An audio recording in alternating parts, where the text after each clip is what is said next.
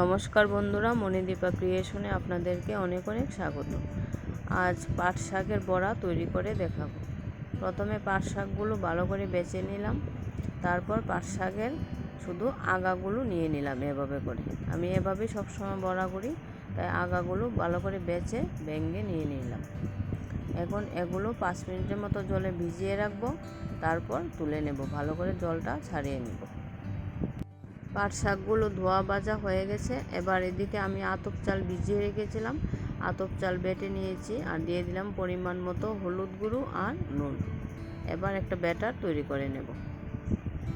দেখুন বন্ধুরা, আমি ঠিক এইভাবে এইরকম একটা ব্যাটার তৈরি করে নিলাম। এবার কড়াইতে বসিয়ে দিলাম তেল। এবার কড়াই থেকে অল্প গরম তেল দিয়ে দিলাম ব্যাটারটার মধ্যে, তাহলে বড়াগুলো একটু মুচমুচে হবে। দেখুন বন্ধুরা, আমি বড়াগুলো কীভাবে তৈরি করি। এভাবে বড়াগুলো তৈরি করলে অনেকক্ষণ সময় ধরে মুচমুচে থাকে। যারা আজ প্রথমবার আমার ভিডিওটি দেখছেন, আপনাদের কাছে অনুরোধ আমার চ্যানেলটি সাবস্ক্রাইব করে রাখবেন এবং পাশে থাকবেন। আর যারা পেজ থেকে আমার ভিডিওটি দেখছেন, আমার পেজটা ফলো করে রাখবেন প্লিজ এবং পাশে থাকবেন।